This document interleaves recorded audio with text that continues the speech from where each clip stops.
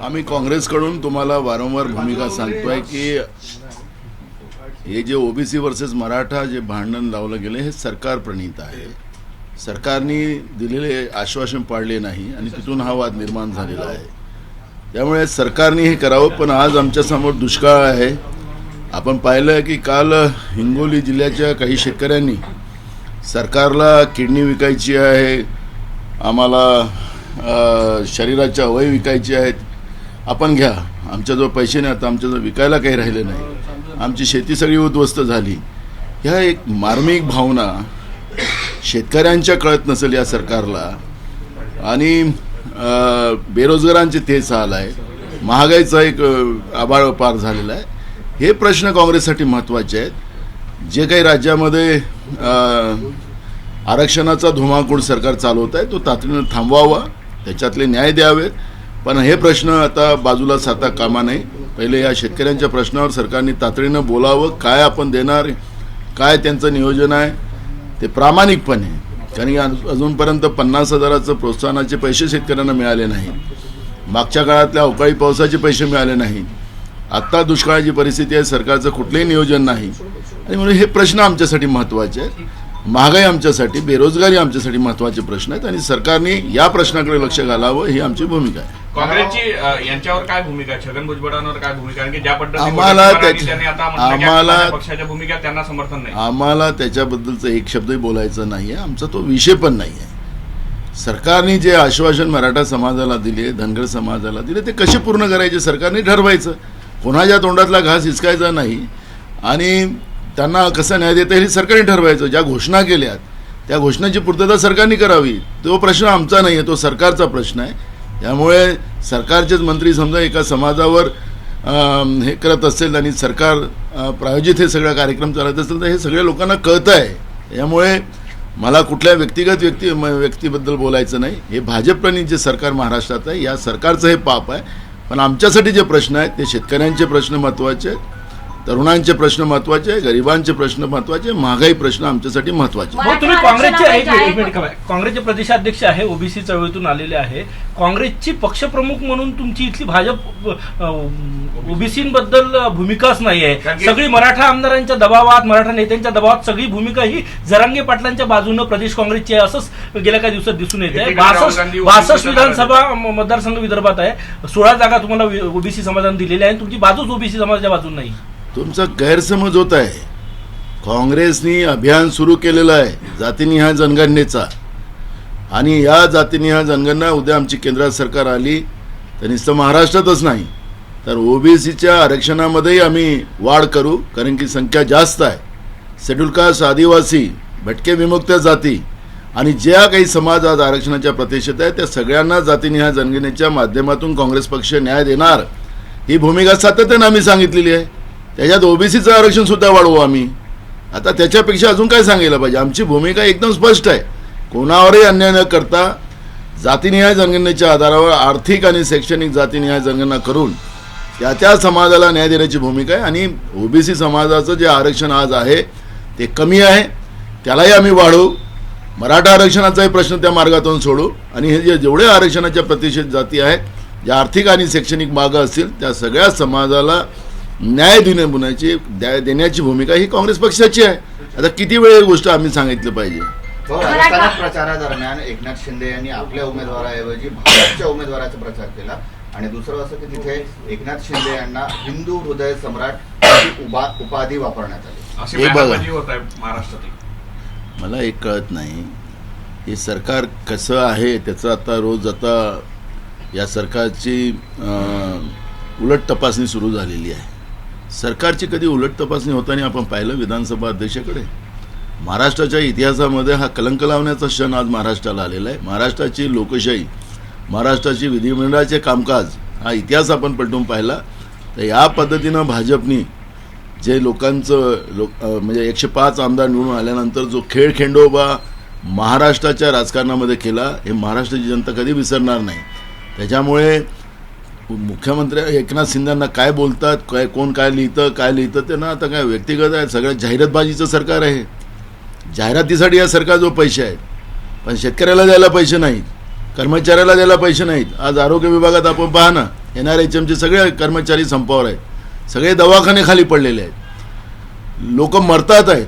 सामान्य लोकांना या राज्यामध्ये साधं शासकीय रुग्णालयाचे फायदे मिळत नसतील, लोक मरत असतील, तर याच्यापेक्षा मोठं पाप काय आहे? याच्यापेक्षा मोठं पाप काहीच होऊ शकत नाही. पण आणि म्हणून हे जो जाहिरातबाजीचा जो खेळ या सरकारने चालवलेला आहे, या जाहिरातबाजीतला हा प्रकार आहे. जनतेचे पैसे लुटायचे आणि स्वतःचीच पाठ स्वतःने ठोपटायची, ही भूमिका या सरकारची आहे. आणि त्याच्यामुळे त्याच्यावर काँग्रेस पक्षाला जायचं नाही. कोणी कोणी काय लिहायचं, आपल्याला शाबासकी द्यायची, तो त्यांचा प्रश्न आहे. मराठा आरक्षणाचं आंदोलन सुरू आहे, त्याच्यामुळे जायकवाडीमध्ये पाणी सोडून धरणामध्ये असं अधिकाऱ्यांनी पत्र लिहिलेलं आहे.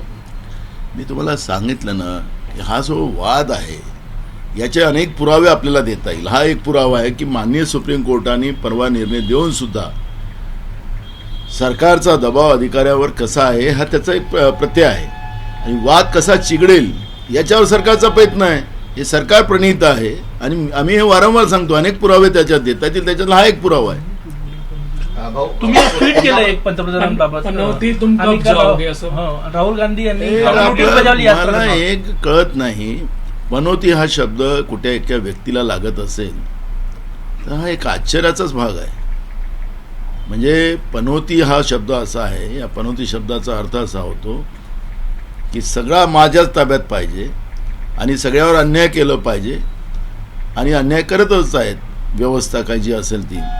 तर मग मोदीजी तर हे देशाचे सगळ्यात शक्तिशाली प्रधानमंत्री आहेत, त्यांनी हे पनौती शब्द आपल्याला स्वतःला का लावून घ्यावा?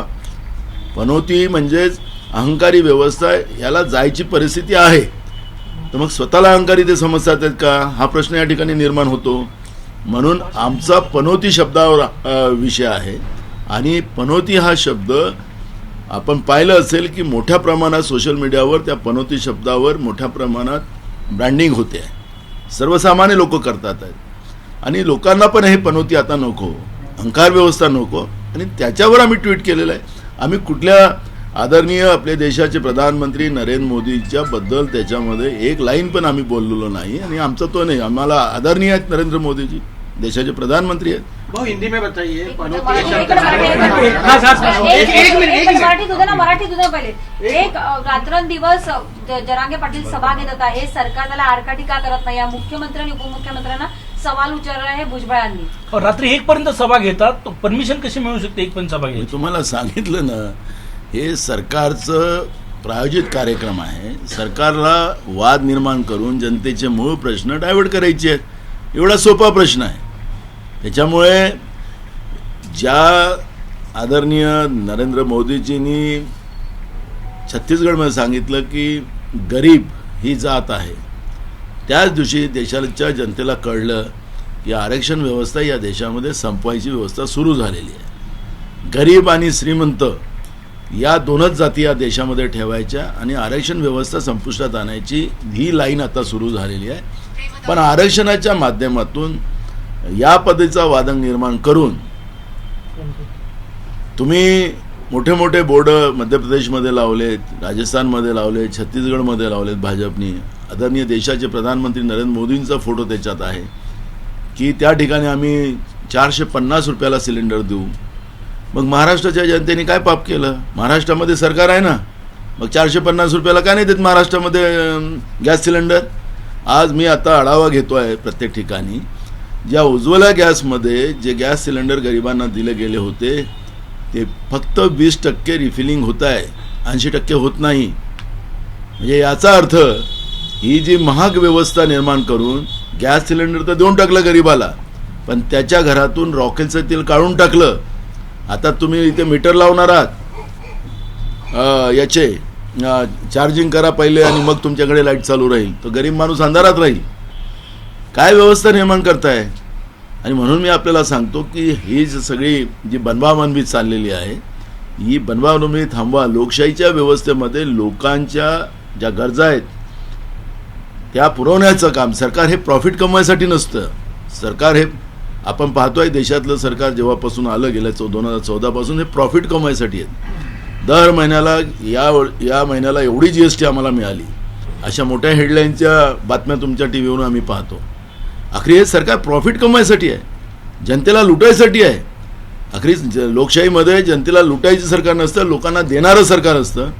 पण ज्या पद्धतीने ही लूट जे सामान्य जनतेची सुरू केलेली आहे हीच भयावह आहे आणि त्याचा आम्हाला विरोध आहे. पण भुजबळ सत्तेतच आहे आणि तरीही त्यांनी मुख्यमंत्री उपमुख्यमंत्र्यांच्या कार्यपद्धतीवरती जरांगे पाटलांच्या ज्या सभा आहे त्याच्यावर ताशेरे ओढले आहेत. मी तुम्हाला सांगितलं ना, नौटंकीचं मंत्रिमंडळ महाराष्ट्रात आहे. जरांगीच्या सभा रात्री होणं योग्य आहे का? मला मुद्दा तो नाही आहे ना. आखरी मुख्यमंत्र्यांना कोणाला मंत्री ठेवायचं नाही ठेवायचे अधिकार मुख्यमंत्र्याचे असतात. मग हा खेळ कशाला चालला? जो आहे प्रश्न त्या महत्वाचा आहे. भुजबळ साहेब काय बोलले त्याच्यावर जाऊ नका. याच्यावर मागं कोण आहे? ही भाजप आहे. आणि हे भाजप राज्यामध्ये या शाहू फुले आंबेडकर विचाराला कसं संपुष्टात आणता येईल त्याच्यावर भाजपचं काम चाललेलं आहे. भुजबळ हे त्याच्यातला एक पात्र आहे. पण जे त्याच्यामध्ये करता करोता कोण आहे ही त्याच्यात भाजपच आहे आणि हे दाव्यानं आम्ही सांगू शकतो. वो पनौती को लेकर जिस तरह से माहौल बना है और राहुल गांधी ने आपने कहा कि ट्वीट किया पनौती उसमें को- मोदी जी का कार्टून बना के आपने डाला. हमने कार्टून नहीं है वो. कार्टून तो तुम्हारा भी बन सकता है. मूल सब्जेक्ट ऐसा है कि पनौती हम मोदी जी को नहीं कह रहे. हम अभी भी बता रहे वो हमारे आदरणीय देश के प्रधानमंत्री नरेंद्र मोदी जी है, उनका सम्मान रखना हमारा काम है. लेकिन जिस तरह से देश में जो सोशल मीडिया पे पनौती की लाइन जो चल रही है वो अभी टॉप में है. तो पनौती यानी अहंकारी व्यवस्था, पनौती यानी सब मेरा, ऐसे कहने वाली जो पनौती व्यवस्था होती है वो पनौती व्यवस्था का जाने का समय आ गया है. इतने हमने ट्वीट किया है. हमने आदरणीय नरेंद्र मोदी जी के बारे में वो लाइन नहीं है, पनौती के बारे में. और पनौती के बारे में अगर वो स्टेटमेंट को अदरवाइज अगर कोई लेता है तो वो गलत है. ममता बनर्जी ने कहा है कि हमारी सरकार आएगी तो बीजेपी के ऊपर ईडी की कार्रवाई शुरू हो जाएगी. एकदम ठीक कहा है ममता जी ने. बीजेपी पे नहीं, जो देश के जितने भ्रष्टाचारी लोगों को वॉशिंग मशीन में धो के रखा गया है वो सब एक जगह जमा हो चुके हैं. और वो एक जगह जमा होने की वजह से अब बहुत आसान हो गया. हमारी जब सरकार आएगी तो इनको पकड़ने का और उनसे पैसा जो लोगों का लूट कर उन लोगों ने जमा करके रखा है वो लोगों को देने के लिए. इसलिए हमारे नेता राहुल गांधी जी हर भाषण में कहते हैं कि जितना पैसा अदानी को इन लोगों ने दिया तो जैसे फिर इतने सारे जब लोग हैं इनका पैसा हम सब गरीबों को और किसानों को और बेरोजगार को देंगे. ये हमारे आदरणीय नेता राहुल गांधी जी का कहना है. वही एक सिंपल लाइन है. मागासलेपणा सिद्ध करण्यासाठी 400 कोटी रुपये मागासलेपणा सिद्ध काय? करण्यासाठी 400 कोटी रुपये जे आहे मागणी केलेली आहे मागासवर्ग आयोगाने. मी तुम्हाला सांगत आहे की मूळ प्रश्न जो काही सर्वे, कारण की याला जनगणनेचा जो आपल्याला विषय आहे त्या जनगणनेमध्ये हे सगळे विषय येणार आहे. त्याला या सगळ्या विषयावर मागासवर्गीय आयोग जो जाईल जेव्हा त्यांना हे सगळे बारकाईने हे सगळे मुद्दे बाहेर काढावे लागतात आणि मग त्याच्या आधारातून मग त्याला लागणारा खर्च आहे त्याला माहिती असेल, माहिती घ्यायसाठी लागणारा आहे तर तो खर्च लागत असेल. त्यामुळे मागासवर्गीय आयोग मागवत आहे. पण यांना तसं नाही, यांना डायरेक्टच पाहिजे सगळ्यांना आणि ते वाद निर्माण करण्याचं काम चालू आहे. संजय राऊतांनी एक व्हिडिओ ट्विट केलाय परत मकाऊच्या रात्री म्हणून एक 6 सेकंदाचाच व्हिडिओ हॉटेलमध्ये जातानाचा ट्विट केलेला आहे. मी आता तो व्हिडिओ पाहिलेला नाही आहे त्याच्यामुळे मी त्याच्यावर आता काही प्रतिक्रिया देणार नाही. सध्या ते हा मकाऊ पण खूप चाललेला आहे एवढंच मी सांगेन. उदय सामंत ने कल बोला है कि जिस महाविकास आघाड़ी जिन उद्योगों को लेके हंगामा कर रही थी वो उद्योग महाराष्ट्र से गए नहीं क्या रहे. अब मुझे पता नहीं. अब ये अपन नागपुर में अभी नागपुर में कौन सा प्रोजेक्ट था?